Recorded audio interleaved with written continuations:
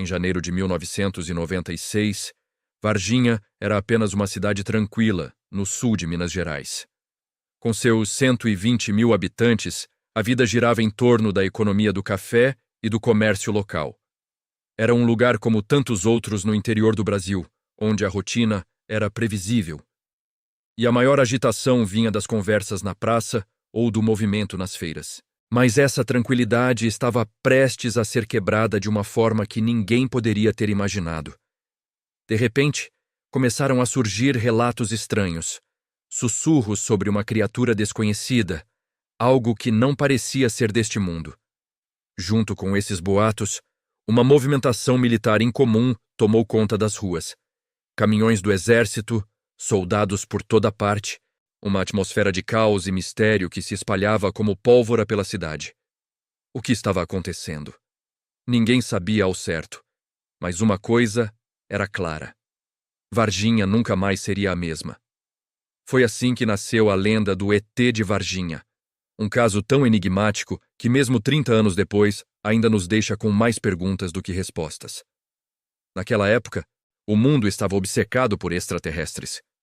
A reabertura dos arquivos de Roswell, nos Estados Unidos, tinha reacendido a chama da curiosidade sobre vida alienígena e a série Arquivo X era um fenômeno global, mostrando que a verdade estava lá fora. O fascínio por conspirações e pela possibilidade de não estarmos sozinhos no universo estava em alta.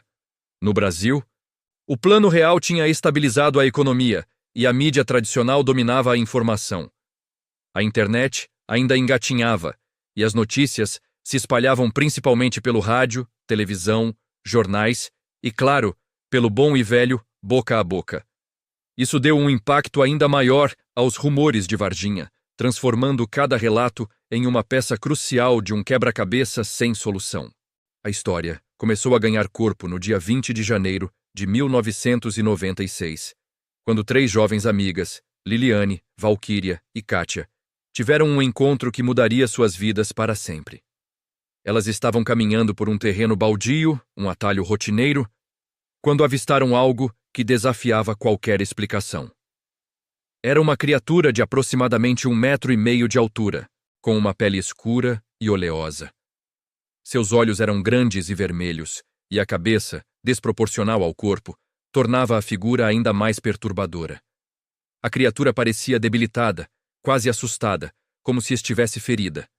O susto das jovens foi imediato. Elas fugiram dali correndo, com o coração disparado, e foram direto para casa contar o que tinham visto. Naturalmente, a princípio, houve desconfiança. Quem acreditaria numa história dessas? Mas o relato delas não estava isolado.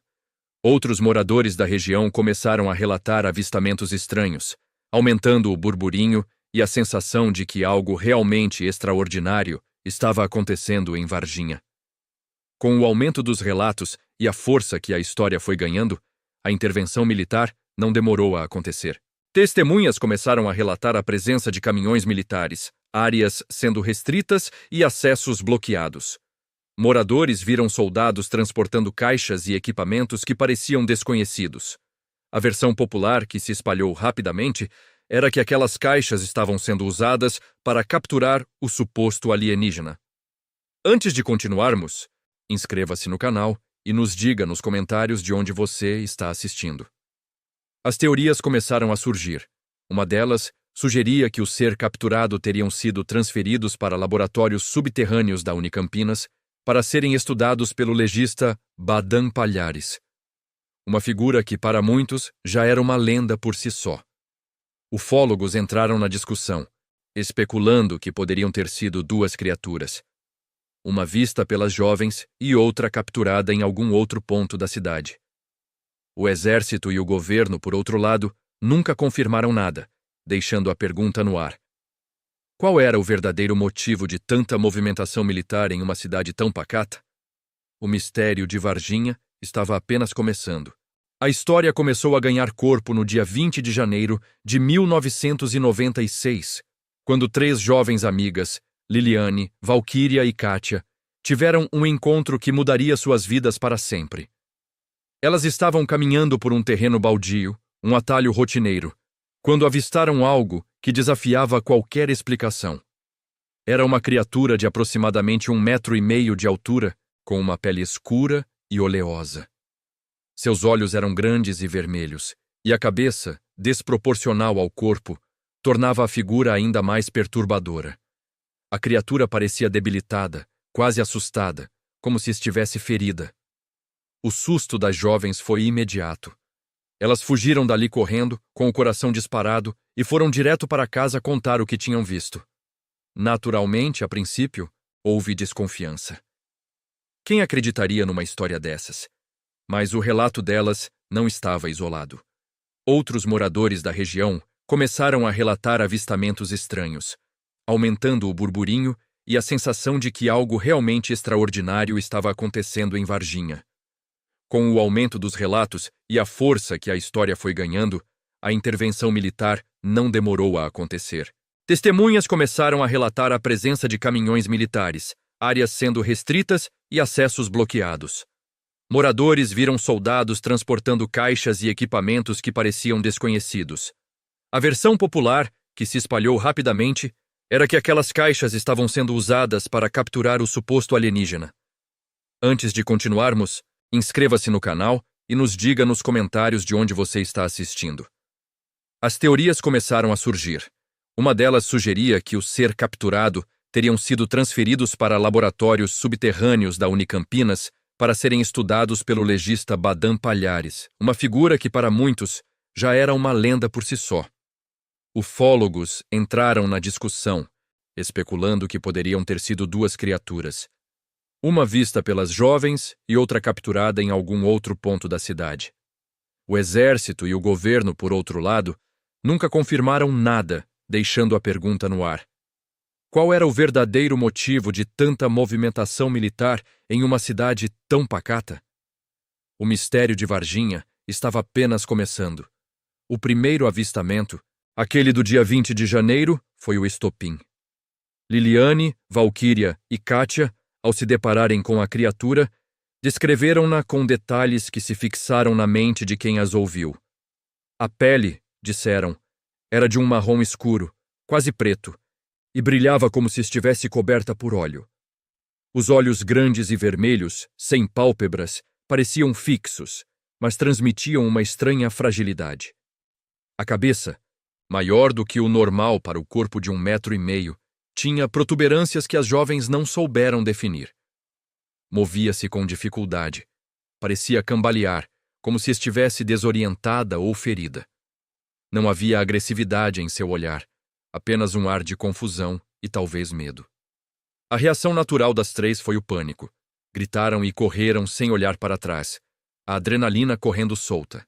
Ao chegarem em casa, ofegantes, mal conseguiram articular as palavras para os familiares. A princípio, não foram levadas a sério, claro, mas a insistência e o terror genuíno em seus olhos começaram a convencer os adultos. E o mais importante, não demorou para que outros relatos, igualmente estranhos, começassem a surgir na mesma área, corroborando, de certa forma, a história das meninas. A partir daí, a história ganhou vida própria. O boato se espalhou como fogo e logo a cidade inteira estava falando sobre o ET de Varginha. E foi essa proliferação de relatos, essa força que a história adquiriu, que trouxe a intervenção militar. Não era mais um mero boato local. Algo maior estava em jogo. Moradores de Varginha começaram a ver caminhões militares. Alguns até disseram que eram do exército brasileiro, entrando e saindo da cidade. Áreas foram isoladas, acessos bloqueados sem explicação clara. Soldados com fardas e equipamentos desconhecidos patrulhavam as ruas, uma cena que parecia tirada de um filme de ficção científica para os pacatos habitantes. As pessoas testemunhavam os militares transportando caixas grandes e retangulares, seladas, com um cuidado extremo. A especulação popular era inevitável. Aquelas caixas estavam sendo usadas para capturar e transportar o suposto alienígena. A presença militar era tão ostensiva que gerou uma sensação de apreensão e curiosidade generalizada. Ninguém entendia o porquê de tanto aparato para o que as autoridades insistiam ser apenas um surto de histeria coletiva. As teorias se multiplicavam. Uma das mais persistentes, e que se tornou quase uma lenda urbana, falava da transferência do ser para laboratórios subterrâneos da Unicampinas. Lá, seriam estudados em segredo pelo renomado legista Badan Palhares. Embora Palhares fosse de fato uma figura respeitada na área, a ideia de laboratórios subterrâneos e alienígenas dava à história um tom ainda mais conspiratório. Ufólogos, por sua vez, sugeriam que não havia sido apenas uma criatura. Eles acreditavam que duas criaturas foram avistadas, uma, a que as jovens viram, e outra, que teria sido capturada em um local diferente da cidade, talvez mais íntegra. Essa teoria tentava explicar a intensidade da movimentação militar, sugerindo que o exército estaria lidando com mais de um ser. O exército e o governo, por sua vez, mantiveram um silêncio total. Nenhuma confirmação, nenhuma negação convincente, apenas a ausência de explicações. Esse silêncio oficial, somado à presença militar inexplicável, só alimentava as dúvidas e as teorias. Se não havia nada, por que tanto segredo? Por que tantos recursos militares mobilizados por uma simples histeria?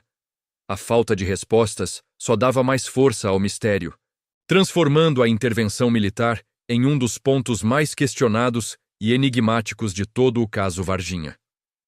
O que realmente aconteceu naqueles dias de janeiro de 1996 era algo que o Brasil nunca soube explicar.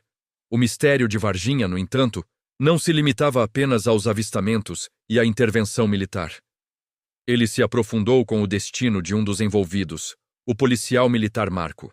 Pouco depois dos eventos de janeiro de 1996, Marco faleceu. A causa oficial foi uma infecção generalizada, um quadro clínico grave que pode ter diversas origens.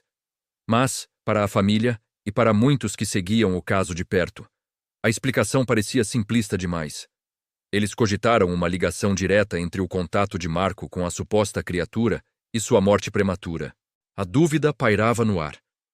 Será que o contato com o ser desconhecido havia desencadeado algo em seu organismo?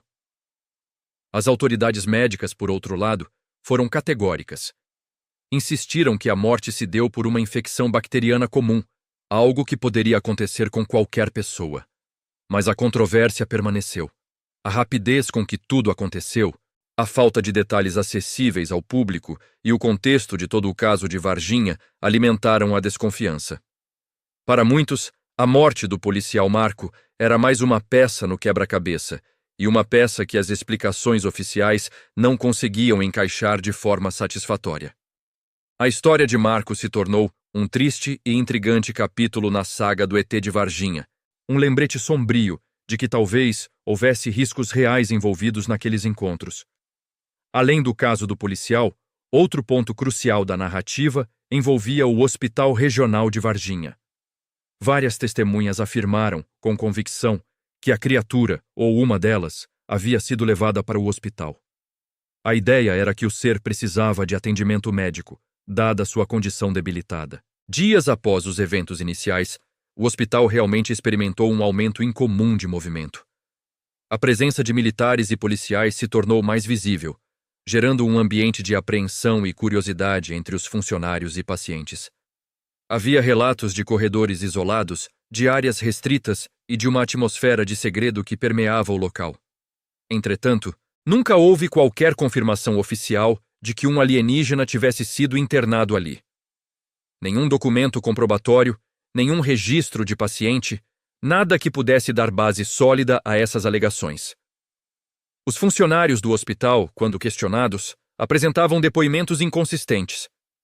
Alguns negavam veementemente qualquer envolvimento, enquanto outros, sob condição de anonimato, davam detalhes que pareciam confirmar a presença do ser. Essa inconsistência só tornava o mistério ainda mais denso. Se a criatura esteve lá, por que tanto segredo?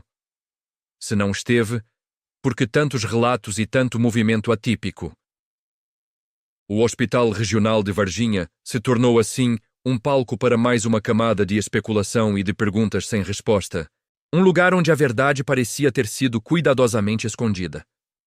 Ao fim de tudo, a falta de confirmação oficial e a inconsistência dos relatos são o que mantém o mistério do ET de Varginha vivo até hoje. 30 anos se passaram desde aquele janeiro de 1996, e o caso continua sendo um dos mais debatidos e inexplicáveis do Brasil. Não há um consenso, não há uma verdade única aceita por todos. O governo e as Forças Armadas nunca apresentaram uma versão que pudesse desmentir os fatos de forma convincente. As testemunhas, por mais que tenham sido desacreditadas por muitos, mantiveram suas histórias. A história do ET de Varginha permanece viva no imaginário popular. Ela alimenta o fascínio por vida extraterrestre, por conspirações governamentais e pela ideia de que há muito mais no universo do que podemos ver ou entender. O caso se tornou um ícone, uma lenda urbana brasileira que é contada e recontada, ganhando novos detalhes e interpretações a cada geração. É um lembrete de que, mesmo em um mundo cada vez mais conectado e com acesso ilimitado à informação, ainda existem enigmas que desafiam a lógica e a ciência. Varginha, a pacata cidade do sul de Minas, se tornou sinônimo de um mistério que o Brasil, de fato, nunca soube explicar. E talvez seja exatamente essa ausência de uma resposta definitiva que o torna tão cativante e duradouro. O mistério de Varginha não é apenas sobre um alienígena. É sobre a nossa própria capacidade de duvidar, de buscar o inexplicável e de sonhar com o que está além do nosso conhecimento.